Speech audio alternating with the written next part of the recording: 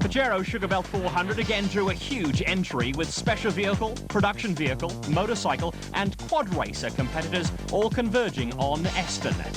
Ahead of competitors lay more than 400 kilometres of tough racing, and with car and motorcycle categories enjoying unprecedented support from manufacturers and importers, the competition in the South African Off-Road Championship is cutthroat. We're ready to go off-roading in the Pajero. Competitors had to complete each loop twice. Going into the Sugarbelt 400, it was no surprise to see Alfie Cox on the Natro Freight Castrol KTM once again leading a South African championship. Almost unbeatable in South Africa in recent seasons, the red-haired KwaZulu-Natalian was again heavily favoured to add another win to his name. And after 2 wins in 3 outings in the 250 class, Clayton Ensslin was also among the pre-race favourites. The conditions are actually very good. It's very loamy, the dust. No dust for tomorrow, so I think it makes the racing fair. It'll be tight, I think, again. But a strategy for tomorrow, I think, will probably be to hang with the guys, local guys, because they're going to know where they're going and they know how to ride the sugarcane. Defeats for Alfie Cox on home soil have been rare, but 2 riders who've beaten an Italian in recent times are Graham McLaughlin and Elmer Simons. Both of them were looking for repeat performances in Cox's backyard. The guy I'm chasing is Alfie Cox. I think it's only me and Elmer Simmons that have beaten him in the last 3 years. I beat him twice at the desert race. Elmer beat him at the Roof of Africa. I think we must put a stop to that. I think it'll be good for the sports, and nowhere better than to do it in his home, in his backyard. The track was excellent, not too wet. It's been raining a lot over here, but it was perfect, really, really nice. I think everyone enjoyed it. So looks like tomorrow's going to be a good day. Just hopefully I got a good starting position. If not, just going to take the guys one by one and keep it together throughout the whole day and come home a winner. Well, it was cloudy and overcast when the Pajero Sugarbelt 400 got underway, and after winning the time trial the previous day, Alfie Cox was the first bike competitor to be flagged away. The bikers and the car and truck competitors set out on different loops of the course, with Daryl Curtis and Jade Goodseats next up the line. They were followed by Quinton Milton, with a host of big names in the top 10 starters. Out on the course, Elmer Simons on the AGA LG Castrol KTM soon made his intentions known and quickly moved ahead of Cox, who was under more pressure from other riders on his tail.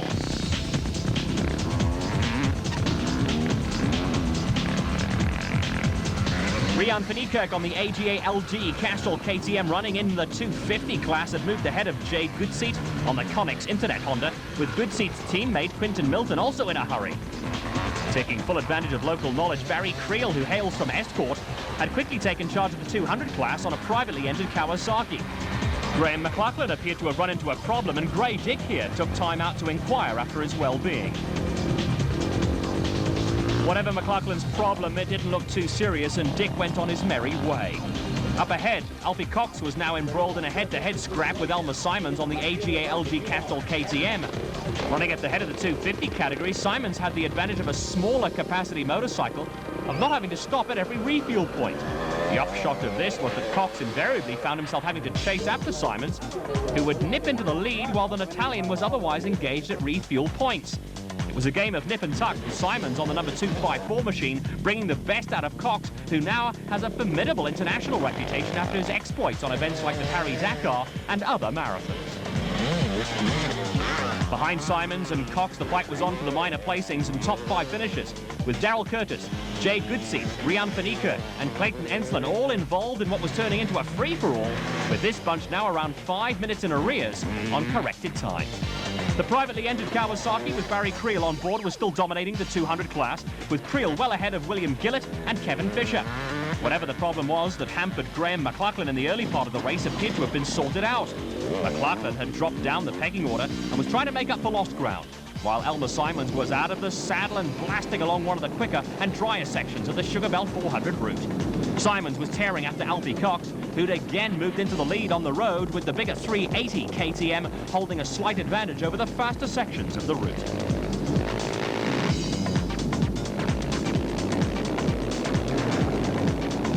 The checkered flag for Alfie Cox at the finish at the Eston Club. On corrected race time, Cox finished exactly a minute ahead of Elmer Simons after a tremendous battle. Simons was around 8 minutes clear of third-place Clayton Ensslin and pocketed the 250 class honours for his trouble, with Barry Creel a comfortable winner in the 200 class after a great ride. I had to stop at every refuel, and Elma's been passing every second one. And you know, when you've just worked to take a minute out of the guy, then while you're filling up, he rides past you. You work hard again, get past him again. So I don't think it would have been a close race if I could have gone and done loops without stopping for fuel. But Elma rode good today, and the last lap I had to pull everything I knew out, and it was a good race. I think the spectators enjoyed it. Anxious moments, and we've just had good racing, and I've enjoyed it. It's the closest racing I've had in a long time. Well, for Alfie at least, the closest racing I've ever had. And it was really exciting for myself, and I'm sure it was for him as well. And the course was excellent. Forest a little bit slippery on that, but just an excellent ride. Really, really fun to have a good tussle with someone. It was nice. 100. All the big guns were out in force in the special and production classes at the Pajero Sugarbelt 400. Apart from Pajero, this season sees factory-supported teams from the likes of Toyota, Nissan and Colt, and winning on the national circuit is now more important than ever. After 2 successive wins for Neil Woolrich and Kenny Schulthammer, the Pajero camp were hoping for a hat-trick in round 3 of the series and were full of confidence. For reigning production vehicle champions Arpi Reinecker and Robin Houghton in the Castrol Toyota Land Cruiser, the competition has never been tougher. Also back in harness this year is former champion Hannes Grobler from the Nissan stable, with rally driver Enzo Kuhn spearheading the Colt Challenge, with mentor Sorrel van der Merwe sharing the SALive.com Jeep Cherokee with Arthur Abraham. Going into the 400, Class A in the special vehicle class was led by Shamir Variawa and experienced former champion Bucks Carolyn in the Cornbake Jimco. Variawa and Carolyn were just 3 points clear of Henry Kirstein and Renier Juster, with John Weir Smith and Jeff Bennett third in the Dark Dog Raceco. While Variawa and Carolyn were looking for a rich haul of points from the KwaZulu-Natal outing, Class B leader Giel Nel was adopting a somewhat cautious approach. The sugarcane and the forest, they both, as far as I'm concerned, very dangerous, and you've got to be very cautious. You can't see far ahead, and you got like 300, 600 meters to go, and then you got to turn 90 left or right, and you can't really hook 4th or 5th gear. You've got to be very cautious. After 2 wins, Neil Woolrich and Kenny Schulthammer predictably led Class T in the production vehicle category. Top of the pile in Class D were Piet Haasbroek and Christo Bosch in a Toyota Land Cruiser, with Philip Buerter and Guillaume Knijp leading Class E in a Toyota Hilux, with Buerter a little surprised at the status quo. Actually, it's a surprise to me that I'm leading this race so far, because I wasn't expecting it. Well, I don't know what to say. I'm just going to try my best. There's a peculiar law in off-road racing that dictates events must get underway while most sane people are still warmly tucked in bed. The sun had not yet risen when competitors were attending a driver's briefing where clerk of the course, Rex Borum, was detailing changes to the route. And while he was running through his notes, pre-race favourite Neil Woolrich was preaching caution out on the route, while Atang Mahakaneni, partnering Bevan Berthold in the Speedstick Raceco, was predicting a win. The idea of today is just to make sure that you keep it on the track. I think you go off the track, you're going to lose a lot of time. So I think a lot of concentration, especially on the first lap of the first loop, because it'll be virgin ground. Yeah, just a lot of concentration. We have a very fit car. Hopefully me and my driver are fit, and we should do well today. We've been unfortunate the past few races, and this time around we'll do it. The clerk of the course was back in action, orchestrating the start, with Shamir Variawa and Bucks Carolyn setting off after time trial winners Bevan Berthold and Atang Mahakaneni.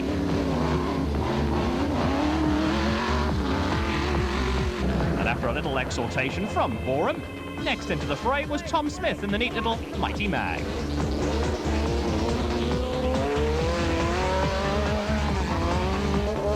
Next up were Brandon Harkus and Rechard Rutz in the Galden Data Race Co. with a big crowd out early in the morning to watch the start of proceedings. Manfred Schroeder in the Pennzoil Orco, another of the single-seaters in the event, set off ahead of the Pajero of Neil Woolrich and Kenny Schulthammer after a fine time trial performance.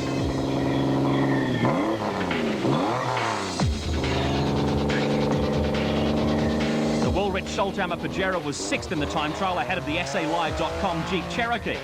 The legendary Sorrel van der Merwe qualified the car, but the first stint of the Cherokee was taken by Arthur Abraham, with son Scott doing the pathfinding. Supervan was scheduled to take over the driving at the halfway mark, with the Jeep being followed by Nast LaRue and Henny Testega in one of the 2 Colts entered in the Sugarbelt 400.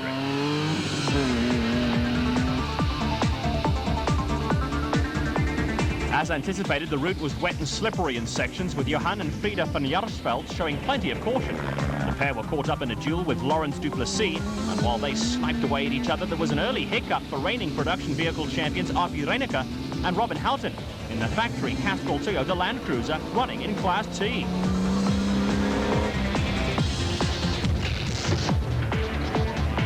Reineke and Houghton started 12th, and a little overshoot in the middle of a cane field cost the reigning South African champions a few seconds. It didn't take long for them, though, to get the Toyota pointed in the right direction.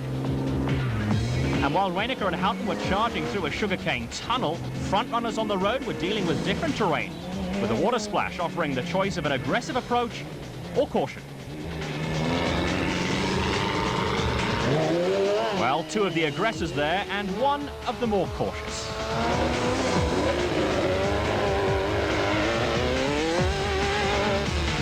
And that cautious approach was also the route chosen by Shamir Variauer and Bucks Carolyn in the Cornbake Jimco. Carolyn is hugely experienced as a driver and navigator, and obviously wasn't looking to tempt the racing gods. With positions on the road constantly changing, the Variauer-Carolyn car was now ahead of Bevan Bertolt and Atang Makhakaneni in the Speedstick Raceco. Looking for their first win of the season, South African production vehicle champions Api Reineke and Robin Houghton were building up a header's theme, with the water splash no obstacle to the big Castrol Toyota Land Cruiser.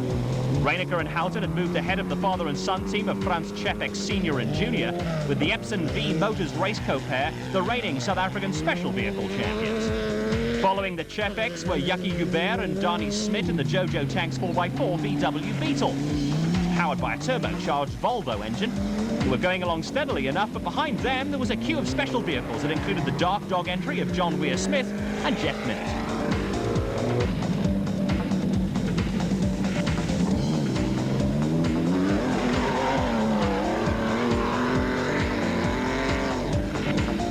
Also going along steadily were Nars LaRue and Henny ter Steger in the Mitsubishi Colt, with the pair at this stage running at the front of Class D.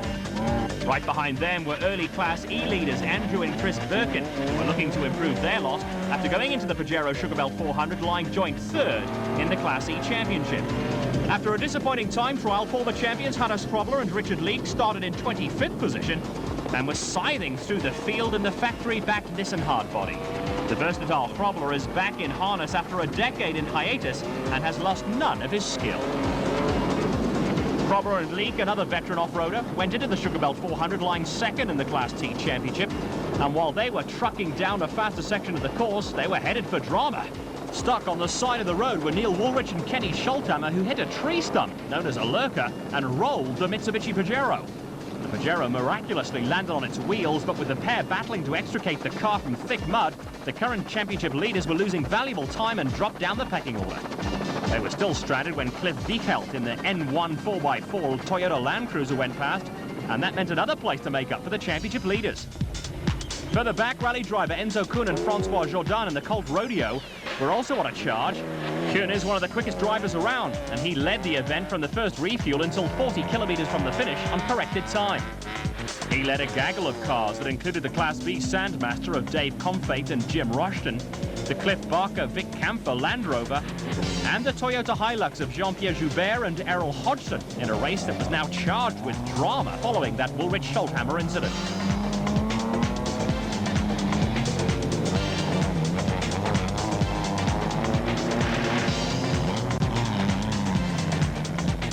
At service points, there was the usual kaleidoscope of activity. For the lucky ones, service points were occupied only by refueling and grabbing a quick cold drink or sandwich. For the not-so-fortunate, there were running repairs to be made. And for those who were downright unlucky, the repairs were of major proportions and resulted in substantial time loss. It was all a little frenetic as service crews went into action to try and get their chargers back into the race as quickly as possible. It was hardly a super slick Grand Prix style pit situation, but even in off-road racing, a good pit stop can make the difference between winning and joining the also-rans.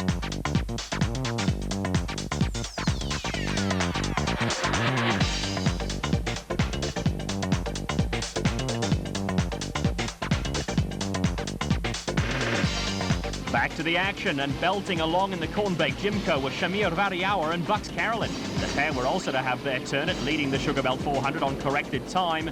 with the battle in the special vehicle class now developing into a fight between Variauer and Carolyn, an inspired Manfred Schroeder in the single-seater, and Bevan Berthold and Atang Mahakhaneni in the speed stick raceco, who were in hot pursuit of the Jimco.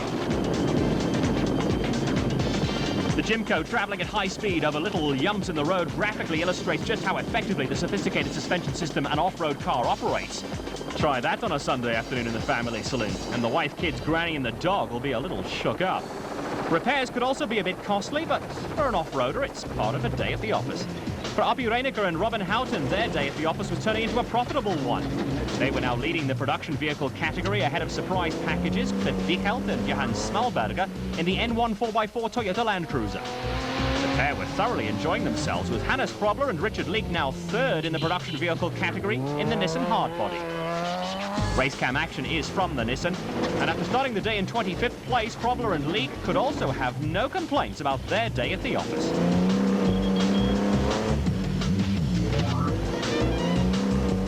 While Krobler and Leek were wending their way through the sugarcane, there were some interesting little dices going on.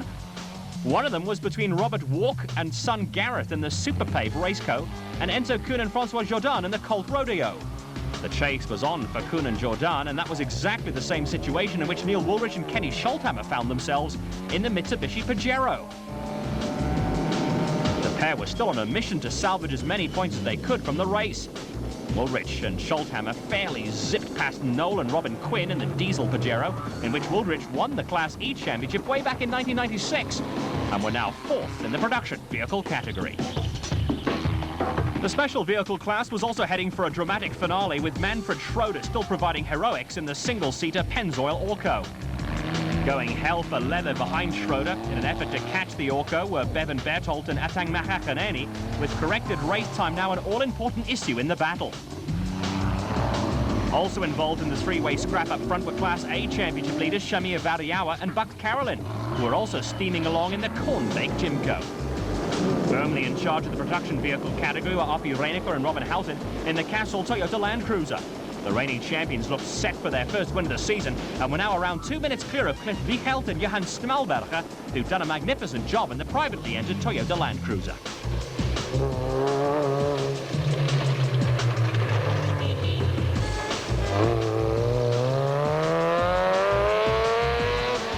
The veteran pair of Hannes Krobler and Richard Leek were third in the production vehicle category. They were around 9 minutes behind Wiechelt and Smalberger, but at a 6-minute cushion on Woolrich and Scholthammer, who'd fought back in fine style. It was another consistent display from the experienced Krobler and Leek, with Nissan in for a second-class win via Hein Krobler and Charles Volmerans in Class D in a Nissan 4x4.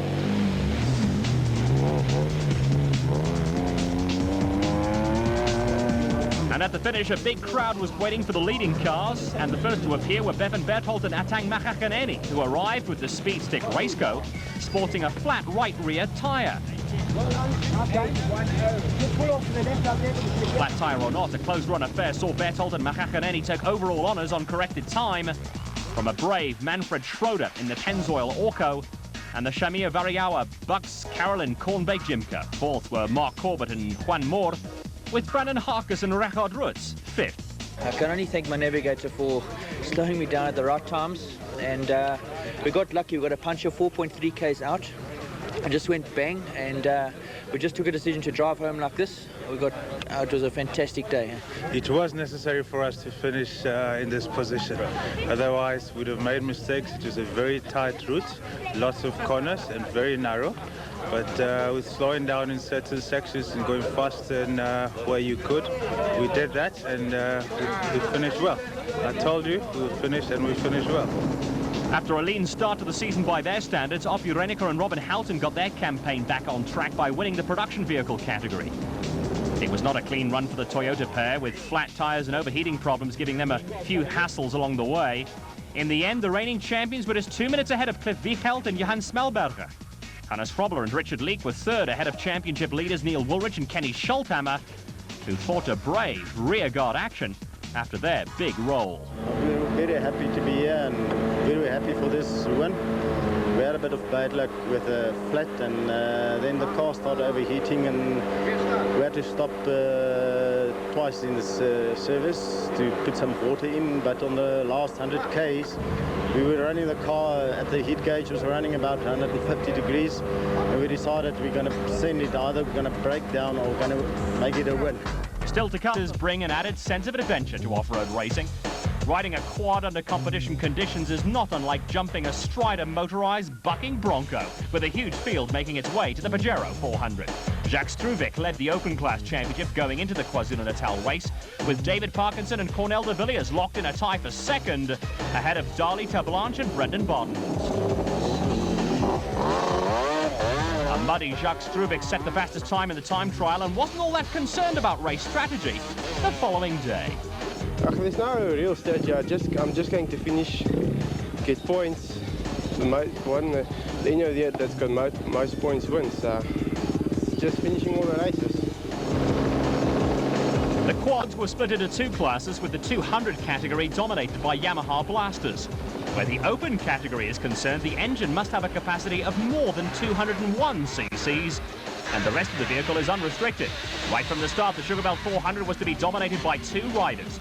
Brendan Badenhorst on the Camaro Motorsport Yamaha Blaster, and Jacques Struwik on the ANSA FMF Racing Yamaha Banshee, with the class horses in the field and streaked away from the pack.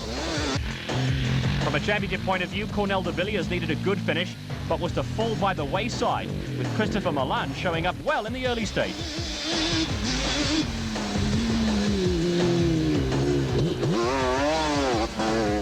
Mark Breckel is one of a horde of Breckel brothers and cousins involved in quad racing, and he was looking for a return to form, while Dion Belcher was out on a distinctive-sounding 650 Bombardier.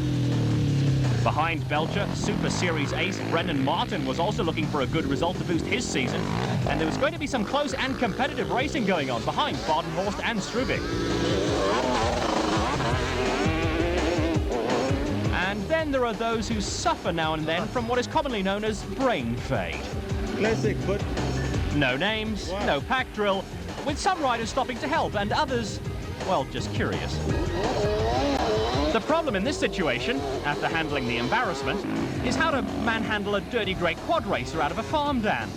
Outside assistance is needed, and while you're trying to hide your face from the TV cameramen, others are getting on with the race. One of those was Brendan Badenhorst, who was busy opening up a sizable lead over Jacques Struwik. A little water in the electrics didn't prove too much of a problem for Badenhorst, and he had a huge lead over former motocrosser Paul Henniker on a Camaro Motorsport Honda, and an edge of around 6 minutes on Struwik. Struwik was set to lose a skirmish, but win a battle by moving into the lead in the Open Quad Championship all on his own. The Open Class machines dominated the first 15 places, with the first of the 200 class machines, Anton Badenhorst on a Yamaha Blaster, with Sito Nkinda 4 minutes behind him.